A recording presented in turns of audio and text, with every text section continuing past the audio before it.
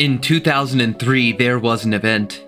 In this event, the creators of Marvel and DC decided to have a canonical crossover with one another. Thinking of all the villains you possibly can from both Marvel and DC, who would you like focused on in a legit crossover between the two? And whoever you think of, I promise, it's not the main antagonists who show up in this one. Unless, of course, you're an OG Green Lantern fan. Sit back, grab your popcorn as I tell you about a tale where Crona, the rogue guardian of the universe, went to Marvel, all the way from DC on a quest in which he would stop at nothing to get answers.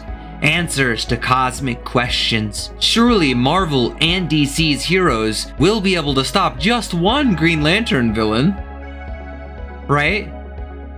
What's up, guys? It's me, Lumos Theromax, and today we discuss Crona rolling up into Marvel and DC and banging them both up, honestly. This one's an absolute banger unto itself, so be sure to like and subscribe down low, because that's going to help me out a ton. And if you really enjoy my content, man, consider becoming a member. The link's in the description. It helps me out a ton. It costs less than just a coffee a month, and you get access to all sorts of things. But let's get straight into it, guys. Let's talk about this time Crona was wildin'.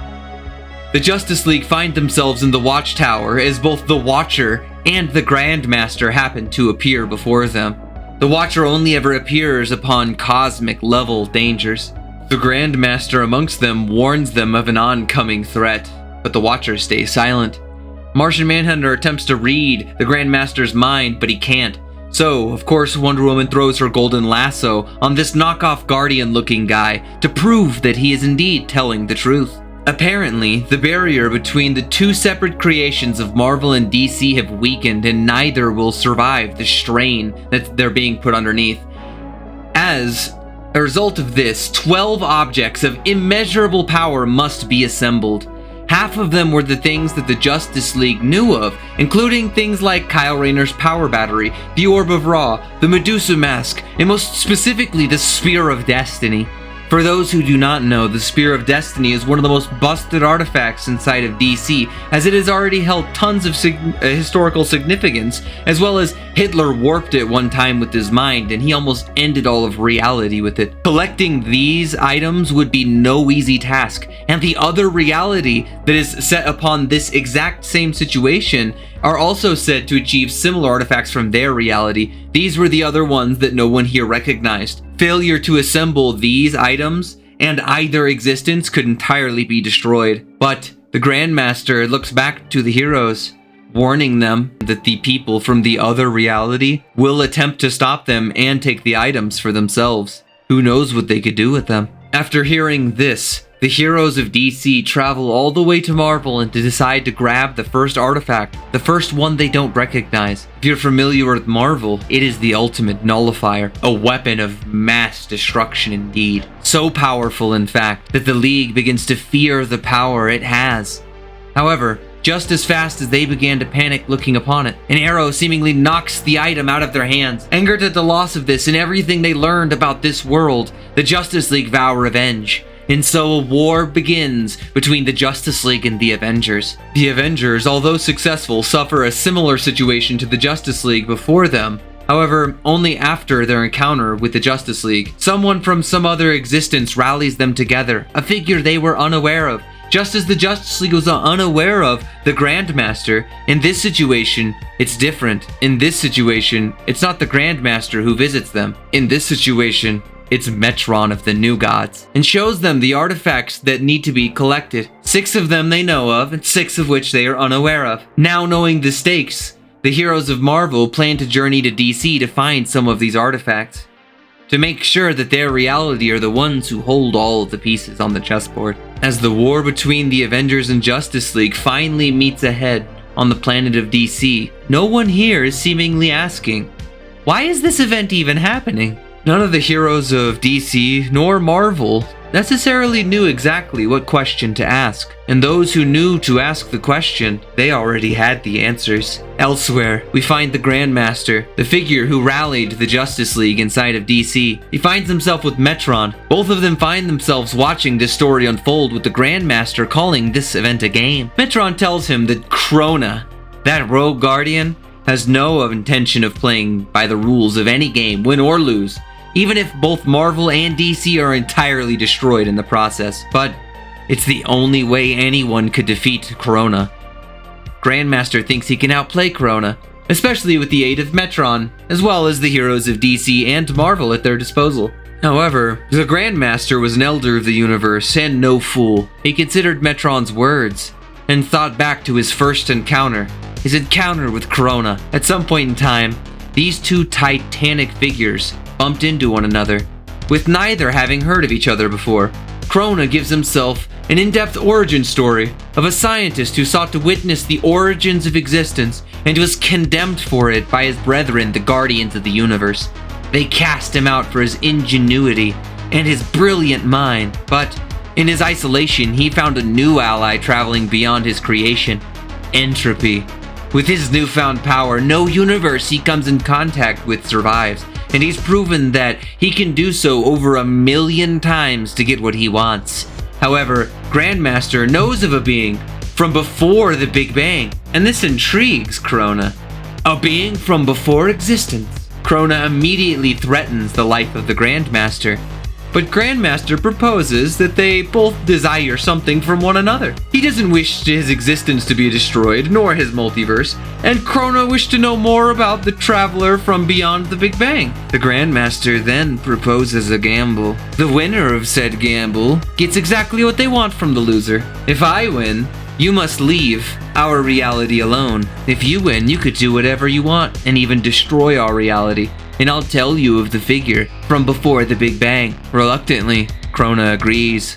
However, between DC and Marvel, both heroes from both universes manage to continually grab mystical artifacts for their reality. Crona then begins to lose his patience at how slow this game is moving, despite the fact that he's indeed winning, as he turns to taunt Grandmaster. But if Grandmaster and Crona are the ones playing the game, where exactly does Metron fit into all of this? Metron has already figured out what, or exactly who, Crona is seeking out. You see, Metron is an information god, a traveler, incredibly capable. With his incredible abilities, it was no doubt that he had spanned his way across many worlds, many things, and learned a vast amount of things about Marvel very quickly. You see, he already knew the secret that the Grandmaster held from Crona. He knew the being he spoke of. He spoke of Galactus, the destroyer of worlds, the last survival from a cycle of creation and destruction that collapsed the universe and births a new one. This is who the Grandmaster holds secret. Metron watches Galactus devour an entire world as it explodes in his hands. Even though Metron witnesses this powerful hero, no, not hero, this figure, this fury of reality, this source of hunger, he still wonders, is it enough to stop Crona? However, some of the heroes branched off and began working with one another, like Captain America, Batman, and the Atom, who managed to find themselves all the way upon the game ship where both Crona and the Grandmaster wager their game. They begin to recognize they're being played on a higher level. However, as the battle of the Avengers and the Justice League finally hits its climax on one of the worlds, both factions manage to fight for the final artifact in the game between Crona and the Grandmaster. Now that the heroes had finally become aware of both of their influences, Captain America along with the DC heroes arrived to break the tie. But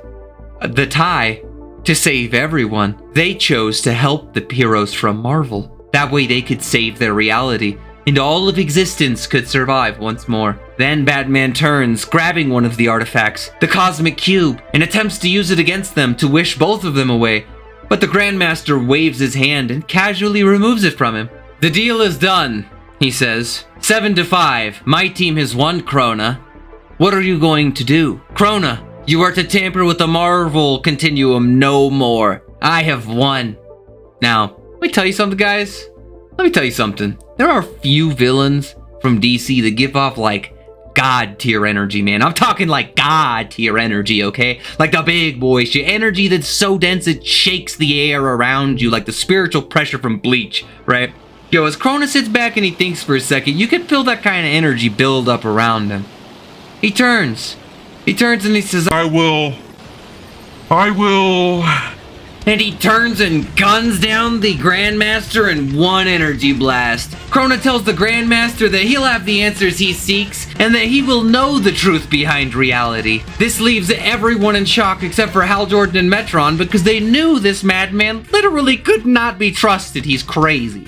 But boys, it doesn't even stop there. Krona continues his humiliation and maiming of the Grandmaster here by going full-on eye laser mode directly into the Grandmaster's eyes. You know, in hindsight, he really should have listened to someone with experience in how insane Krona is. He probably should have just listened to Metron in all reality.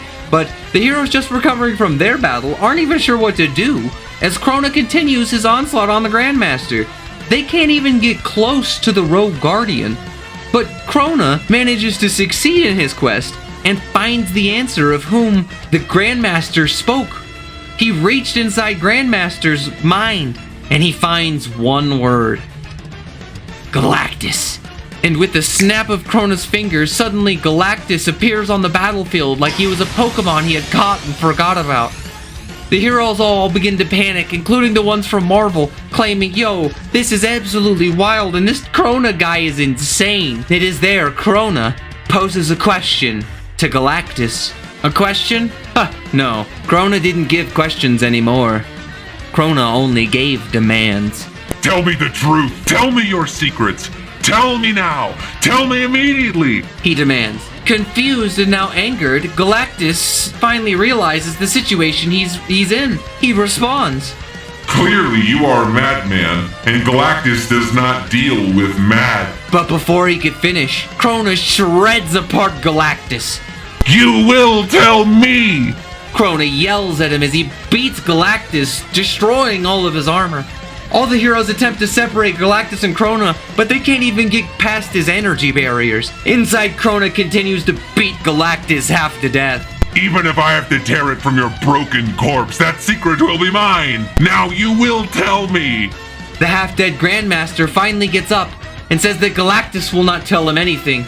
Although heavily injured, as it turns out, the entire game was a ruse by the Grandmaster to assemble a series of powerful artifacts that were dangerous enough to actually be capable of fighting a foe on the level of Krona. Utilizing them all simultaneously, he spins them around and focuses all the power directly on Krona. And as he does so, all of reality begins to bend and tear and twist down into the center, down into the middle, down into nothing. And both Marvel and DC was gone. And unfortunately, that's where we're going to leave this Halo 2 cliffhanger for the time being. If you guys really enjoyed this specific little product of mine, hopefully you guys can like and subscribe down low, as I'm just going to keep creating really banger content like this for you guys. This is one of my favorite crossover stories, and it's just hilarious as fuck. So I'm glad you're enjoying everything to do with Krona. Yo, 100 likes, and guess what? I'll drop something else on Krona. You know what?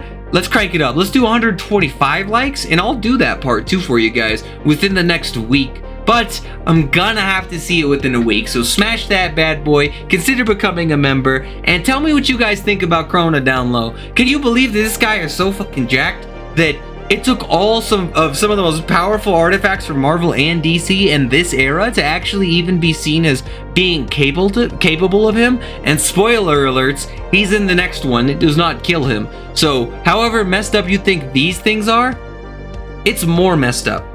And guess what, boys? This crossover's canon.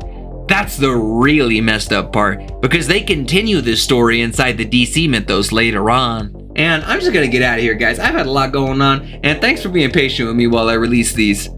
Later, Lanterns. Corrupting and creating events that affect the entire verse was the only way she theorized to decimate her source wall curse, and so she whispered madness to her child, the Anti-Monitor, driving him towards his revenge on his brother, the Monitor. A crisis on infant Earths is what he decided to grant, but her children were